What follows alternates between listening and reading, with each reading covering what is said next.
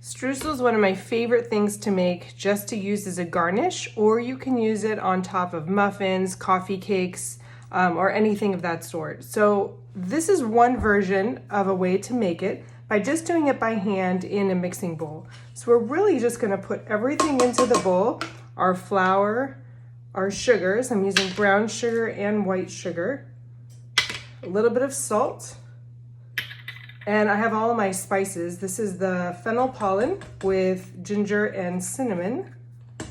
You could really use any spice you want. And then I'm going to use some cold cubed butter. Before I do that, I want to mix this up, just kind of mix it all together. We will be using sliced almonds in here, but I'm going to add them towards the end so that they don't break up into such small pieces and I really retain the integrity of the almond. You could add oats into this, you could add cornmeal for crunch, pretty much anything. But once all those spices and sugars are mixed in, we're going to add in our cold cubed butter and literally just mix this by hand, breaking apart all of the pieces of butter. So I'm going to coat them first with the dry ingredients and then break them apart with your fingers to help soften them and absorb the flour. We're going to do this until it starts to get to where you don't see the size of the butter at all and it starts to get very moist looking and almost clumped together.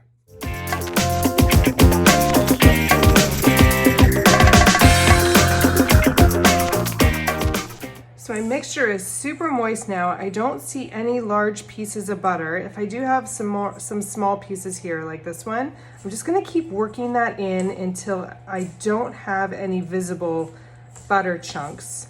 And at this point, this is where I can add my sliced almonds. So I'm gonna toss those in and really kind of work it into my streusel. You should be able to squeeze the mixture and it holds together in clumps. That's when you know it's done. If it is too dry, it will just kind of fall apart and you know that the butter hasn't been mixed in long enough. So this is a really simple thing to do when you don't have a mixer. You can just do this by hand. And that is our streusel. We're gonna place this onto a sheet pan and bake this in the oven at about 325 for about 20 minutes until it's nice golden brown. If your oven needs a little bit longer, then leave it in until it's a golden brown. You want this to be nice and dry and crispy when it comes out of the oven. So I have my sheet pan fitted with a piece of parchment paper and I'm gonna take my streusel and sprinkle it onto the pan. I do like to clump it up a little bit and then break it up into smaller pieces. This will retain a little bit more texture for whatever plated dessert you're doing, but you can also even take an individual ball of streusel and roll it. This one has almonds, so it doesn't roll very well, but you could place each ball like this if you want to make your pieces a little bit more uniform. I personally like it a little bit more random, so I am going to break it up, but I do want there to be some clumps. We want to make this single layer on my sheet pan so that it has plenty of surface area to dry out and to brown. Now you can also reserve some of this and place it again on top of your baked goods raw so it bakes into your baked good. You can also save this raw in the freezer for when you want to use it in the future. So there's many applications to use streusel and many different ways that you can store it or bake it and store it afterwards. So at this stage, I'm going to go ahead and take this and bake this off. And then the rest of it, I'm going to actually just freeze in a Ziploc bag for future use in my baked items. So this is now ready to go into the oven.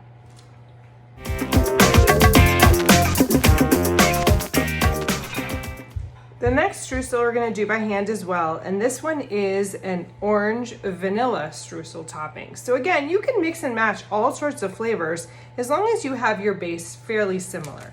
So I have my all-purpose flour, and in this one I actually have some vanilla sugar. I got this because I took sugar and infused it with my husked vanilla beans. So the vanilla beans, once I use the inside, I wash and dry the outside of the bean, and then I place it right into my container of sugar. And it has an amazing scent, so I can use that in all my baked goods.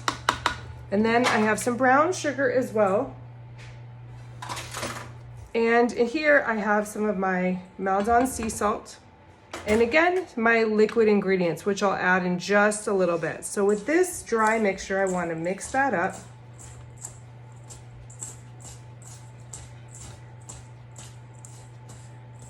And then I'm going to add my butter cubes and start working that by hand. Once I start working that by hand, I will then place my orange zest and my mixture of orange extract and vanilla extract. If you don't have the orange extract, it doesn't matter. You can use vanilla extract. You can use another extract if you like.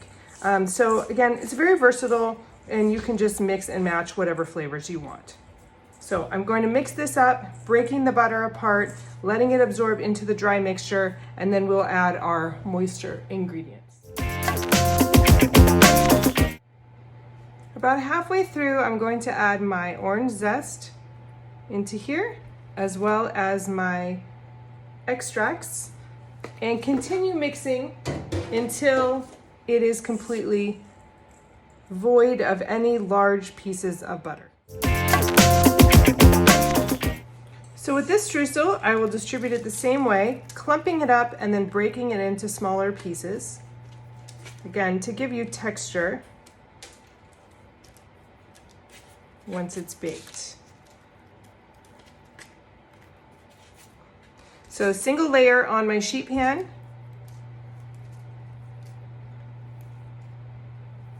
And this is ready to go in the oven. Again, a fairly low temperature, about 320 degrees should be sufficient until it's a nice golden brown.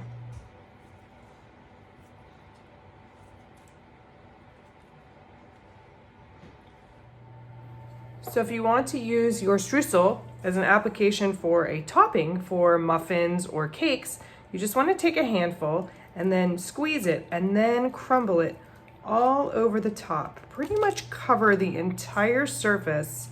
And what will happen is as your cakes rise, the streusel will bake into the batter. So don't be skimpy with it. Be fairly generous, and it will rise and crackle on the top. It'll look beautiful.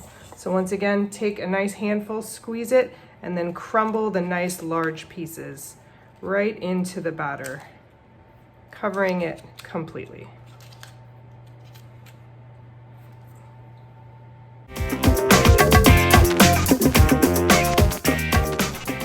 So one more method of incorporating strudel is using the electric mixer. So I have it fitted with a paddle, and I'm going to place my dry ingredients in here. This includes, in this one, which is our cocoa streusel, I have almond flour to start with. I have cocoa powder, all-purpose flour, and in this case I'm using what we call turbinado sugar. This is the more raw cane sugar, a little bit of sea salt to really bring out that flavor. And I'm gonna mix these ingredients first and then add the butter. This will really take the manual labor out of it for you and be a little bit easier on your hands. Once your mixture starts to be fully incorporated, I'm gonna add in my butter and really let the paddle do all the work for me. I'm looking for the same results that I got with the other two streusels. And so this will take a few minutes to break down the butter, absorb the moisture into the flour mixture, and start to look like a dark, crumbly mass.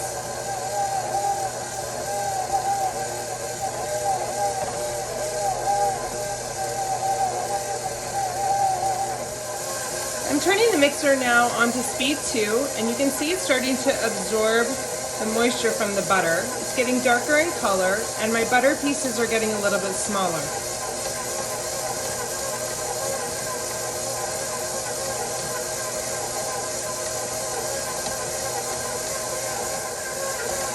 Now you can see the dry mixture is starting to pull away from the sides and almost creating one mass. As soon as that happens, your streusel is ready. So if I take the mixture and squeeze it with my hands, it's almost like a solid dough, and then I'm just going to break that up like we did before into small pieces and bake that off on a parchment lined sheet pan. Here's the cocoa streusel, and you can do any of the streusels with the stand mixer method, or you can do any of them with the hand method. We're going to bake these off now at about 320 until they're nice golden brown. This one obviously you won't be able to tell if it's golden brown, so we'll probably do it for about 20-25 minutes.